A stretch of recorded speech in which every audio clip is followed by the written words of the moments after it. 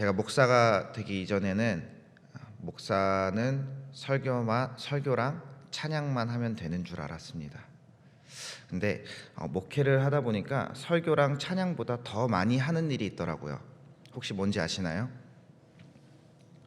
성도님들을 만나는 일입니다. 여러 사람들을 만나게 되고 이 사람들의 이야기를 듣게 됩니다. 많은 사람들의 이야기를 듣다 보면은 기쁜 소식, 좋은 소식도 많이 듣게 되지만 사실 그보다 더 많이 듣게 되는 이야기가 그분들의 슬픈 이야기들입니다. 그 삶의 과정이 얼마나 괴로웠는지, 얼마나 슬펐는지 이런 이야기들을 많이 듣게 되죠.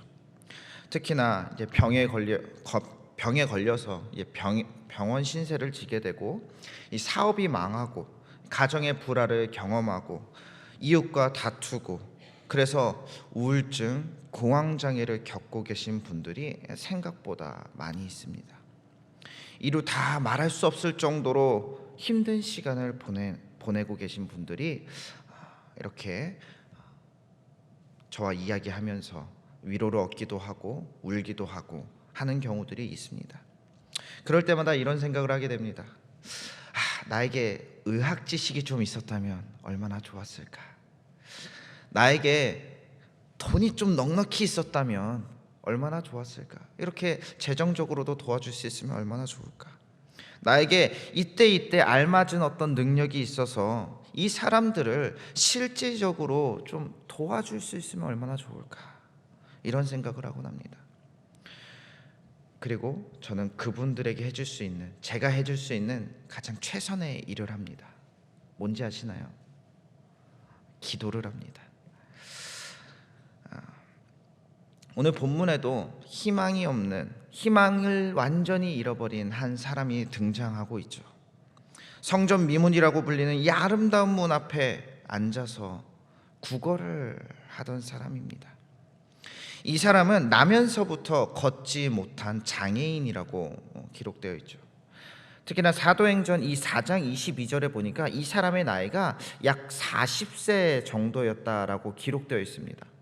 그러니까 이 사람은 무려 40년 그 이상을 걷지 못하는 이 장애인으로 살아온 겁니다.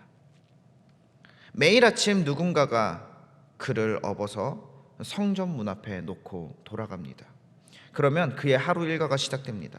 그저 앉아서 하루 종일 지나가는 사람들에게 자비를 바라며 구걸을 하는 것이죠.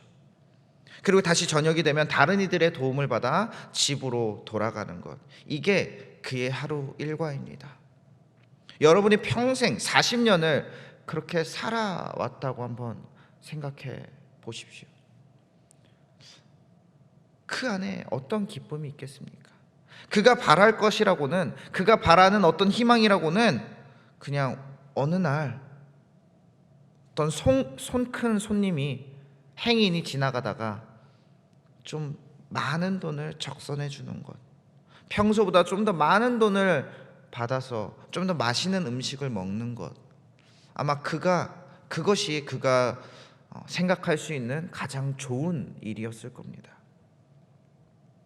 그런데 이보다 더 안타까운 일이 무엇이었냐 하면, 이 사람이 매일같이 구걸하던 그 성전 문 앞에서 그는 단 한 번도 그 성전 안으로 들어갈 수 없었다는 겁니다. 성전으로 매일같이 출근을 하지만 정작 그 성전 안으로 들어가 하나님을 만날 길은 없었다는 것.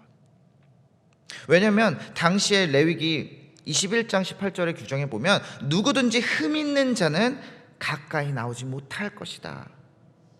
누구든지 흠이 있는 자는 하나님 앞에 가까이 나오지 못할 것이다 라는 이 규정이 있었기 때문에 장애를 갖고서는 이 성전 안으로 들어갈 수가 없었던 겁니다. 누구보다 가장 하나님과 가까운 곳에, 그 하나님의 성전 문 앞에 앉아서 매일을 보내던 그 사람이 정작 성전 안엔 들어가지 못하고 신에게 버림받았다고 여겨질 만한 인생을 살던 것, 그것이 바로 오늘 이 말씀 속에 등장하는 안진뱅이의 인생이었습니다. 누구보다 비참한 인생, 누구보다 절망스러운 인생, 희망이 없는 인생을 그가 살고 있던 거죠. 그런데 어느 날 그 앞으로 베드로와 요한이 지나가죠. 기도하러 성전에 올라가다가 이 사람을 만나게 됩니다. 이 안진뱅이는 여느 때와 같이 이 베드로와 요한에게 자비를 구하며 구걸을 하죠. 성전 앞을 지나가는 사람들이니 얼마나 마음이 녹아져서 이렇게 올라가겠습니까? 그에게 돈 한 푼 달라고 구걸을 합니다. 그런데 그때 이 사람을 유심히 보던 베드로가 이 안진뱅이에게 이렇게 선포합니다. 은과 금은 내게 없거니와 내게 있는 이것을 내게 주노니 나사렛 예수 그리스도의 이름으로 일어나 걸으라. 이 순간 이 안진뱅이는 얼마나 어이가 없었을까요? 그냥 동전이나 하나 던져주고 가면 될 일이지, 이 베드로가 하는 말은 실질적으로 그에게는 전혀 도움이 되지 않아 보이는 것이었습니다. 베드로에게 정말 돈이 없었을까요? 거지에게 적선할 이 동전 하나가 그에게 없어서 이런 말을 했을까요? 그런데 베드로는 지금 자신에게 돈이 없다고 말하면서 자신에게 있는 다른 것을 너에게 주겠다 하며 예수 그리스도의 이름을 선포합니다.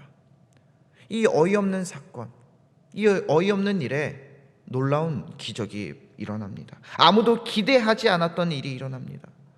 평생 한 번도 걷지 못했던 이 안진뱅이가 일어나 걷기 시작한 거죠. 베드로는 예수님과 3년을 동행하며 많은 것을 보고 많은 것을 경험했습니다. 그가 경험한 것은 무엇이었냐면 어떤 돈이 많은 부자도 그 예수님의 능력 앞에서는 아무것도 아니라는 사실이었고, 그들의 재물이 그들을 결코 구원하지 못할 것이라는 사실이었습니다. 3년 동안 이 베드로가 배운 게 그거였습니다. 그런 베드로가 이 안진뱅이를 만나 그를 보고 있자 하니 그에게 진정 필요한 것은 당장에 한 끼를 해결해 줄 돈 몇 푼이 아니라 그의 영혼을 구할 복음의 소식이었다라는 겁니다. 어쩌면 성경을 보는 우리는 이 안진뱅이가 그 순간 일어나 걷게 되었다는 이 기적적인 사건에만 우리가 집중했을지 모릅니다. 그러나 이 이야기의 핵심은 단순히 안진뱅이가 평생 걷지 못했던 이 안진뱅이가 예수 그리스도의 복음을 듣자마자 일어나 걸었다라는 그 기적의 사건이 아니라 8절에 나온 이 안진뱅이가 일어나 걷게 되자마자 어디로 향합니까? 성전으로 향합니다. 평생 성전 안으로 들어가 보지 못했던, 평생 하나님과 대면하지 못했던, 하나님과 단절된 채 살아갔던 그가 성전에 들어가 하나님을 찬송했다 기록되어 있죠.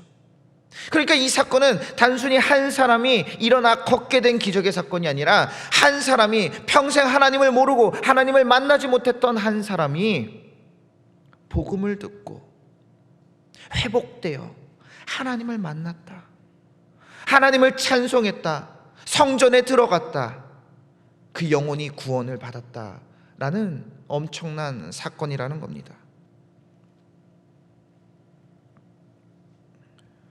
장애를 가지고 평생 성전에 들어가지 못했던 저주받은 인생이 예수의 복음을 듣자 다리가 치유된 것뿐만 아니라 성전 안으로 들어갈 수 있게 된 것, 깨져 있다고 생각했던 그 하나님과의 관계가 회복되고 하나님과 대면하여 만날 수 있게 된 사건, 이 사건보다 더 귀한 사건이 어디 있겠습니까? 여기서 베드로가 한 일은 무엇인가요? 하나였습니다. 그에게 예수님을 소개해 준 겁니다. 예수님을 보여준 겁니다. 그의 이름을 선포한 것, 칠흑 같은 어둠 속에 있던 그에게 주님의 빛을, 본인이 주님의 빛을 낼 수는 없으니 주님의 빛을 받아 그것을 반사시켜 이 어두운 밤을 비춰주는 달과 같은 존재가 된 것, 이것이 바로 베드로가 그에게 해준 역할이었습니다. 베드로가 그 안진뱅이에게 한 말을 다시 한번 생각해 보시길 바랍니다. 내게 있는 이것을 너에게 주노니. 무슨 말입니까? 베드로가 먼저 받았다라는 겁니다. 그가 먼저 예수 그리스도라는 이 은혜를 받았기 때문에 안 겁니다. 은과 금보다 너에게 더 받으면 더 좋은 게 있다, 더 가치 있는 게 있다, 이것을 내가 주고자 하노라. 우리 주변을 한번 둘러보시길 바랍니다. 희망을 잃어버리고 어둠 속에서 살아가는 사람들이 얼마나 많이 있습니까? 그들에게 우리가 해줄 수 있는 게 뭐가 있을까요? 물론 능력이 된다면 내가 가진 것들로, 내가 가진 재물이나 내가 가진 어떤 달란트로 그들을 돕는 것도 굉장히 중요한 일이죠. 하나님은 그러라고 우리에게 그런 많은 은혜를 베풀어 주신 겁니다. 그러나 동시에 우리가 그들에게 해줄 수 있는 더 좋은 것이 있다는 겁니다. 단순히 재물로 도와주는 것을 넘어서, 단순히 내가 가진 어떤 달란트로 그들을 도와주는 것을 넘어서 더 귀하고 좋은 것이 있다는 겁니다. 이게 뭡니까? 바로 예수 그리스도의 이름을 전하는 겁니다. 예수 그리스도의 이름을 준다는 것, 다시 말해 복음을 전하는 것이죠. 전도하는 겁니다. 그런데 이 예수 그리스도의 이름을 전하라고 하면 이게 쉽게 느껴지나요? 어렵게 느껴지나요? 굉장히 어렵게 느껴지죠. 아무리 전해도 전해지지 않는 것처럼 느껴집니다. 그래서 이 예수 그리스도의 이름을 준다라는 것을 다르게 표현하면 이런 말이 될 수 있습니다. 예수께 내가 받은 은혜를 전하는 것. 그러니까 예수님이 누군지 전하는 것도 중요하지만, 그래서 내가 어떤 은혜를 받았는데 이것을 전하는 것이 다른 게 아니라 바로 복음을 전하는 겁니다. 그래서 우리는 과연 예수님이 누구인가, 그리고 나는 그 예수님께 어떤 은혜를 도대체 받은 것인가, 그래서 나는 지금 어떻게 변화됐는가 라는 것에 대한 질문을 우리가 대답할 수 있어야 됩니다. 이 질문에 대한 나만의 답변, 그러니까 어떤 목사님이나 누가 알려준 거 말고요, 내가 받은 은혜, 내가 만난 예수님, 그래서 나는 어떻게 변했는지 내 안에 그 답변을 내가 가지고 있으면 되는 겁니다. 그러면 전할 수 있는 것이죠. 예수 그리스도의 이름이 필요한 누군가에게 내가 예수님 만나서 이런 은혜를 받았고 이렇게 변화됐어, 얼마나 좋은지 몰라, 전하는 것이 바로 예수 그리스도의 은혜를 전하는 겁니다. 더 나아가 이것이 완성되려면 단순히 내가 입술로 전하는 것을 넘어서 이 복음의 설득력을 얻기 위해 내가 어떻게 다른 인생을 사는지를 보여주는 겁니다. 평소에 내가 얼마나 다른 사람에게 친절한 사람인지, 내가 얼마나 선한 사람인지, 내가 얼마나 행복한 사람인지를 그들에게 보여주면 내가 하는 말에 힘이 실리는 거겠죠. 베드로라고 처음부터 이렇게 복음 전하기를 잘한 사람이 아니겠죠. 그도 처음 예수님을 따르기 시작했을 땐 참 실수가 많은 사람이었습니다. 이 복음서를 보면요, 꼭 말실수라는 사람 보면 베드로입니다. 예수님께 혼나는 사람 보면 꼭 베드로입니다. 그런 사람이었습니다. 심지어 예수님의 그 십자가 사건을 경험하고 예수님이 승천하신 후에 이 초대교회의 기둥으로서의 역할을 하던 와중에도 베드로는 실수를 해서 바울에게 책망받는 일도 있습니다. 그러나 베드로는 자신이 예수님께 받은 것이 무엇인지 알았고 그것을 전하는 것이 또한 예수님을 기쁘시게 하는 일이라는 사실을 알았습니다. 아는 데서 그치지 않고 어떻게 했습니까? 평생을 자신의 생명을 다해 복음을 전하는 일에 힘쓰며 살았죠. 야고보서 2장 17절을 보면 이와 같이 행함이 없는 믿음은 그 자체가 죽은 것이다 라는 말씀이 있습니다. 배웠다면, 알았다면, 깨달았다면 그 다음으로 우리가 해야 할 일은 실천하는 것이라는 거죠. 그리고 그 실천이 하나님의 능력을 만들어내는 겁니다. 베드로가 그 자리에서 예수의 이름을 전하지 않았다면 이 기적적인 사건은 일어나지 않았을 것이라는 말이죠. 희망이 없던 그 안진뱅이가 받았던 은혜는 단순한 육체의 치유가 아니었습니다. 그것은 예수 그리스도의 이름이었고 새로운 정체성이었으며 구원의 빛이었습니다. 우리 주변에는 아직도 이 구원의 빛이 필요한 영혼들이 많이 있습니다. 절망 중에 울고 있는 우리 형제들이 있습니다. 우리가 그들에게 줄 수 있는 것, 우리가 그들에게 줘야 하는 것은 다른 것이 아니라 바로 같이 눈물을 흘리며 그들과 함께 중보 기도하는 것이고 그들을 회복시킬 능력이 있는 복음을 전하는 것입니다. 베드로에겐 은과 금이 없었습니다. 하지만 그에겐 더 좋은 것이 있었죠. 바로 자신이 경험한 예수 그리스도의 은혜였다라는 겁니다.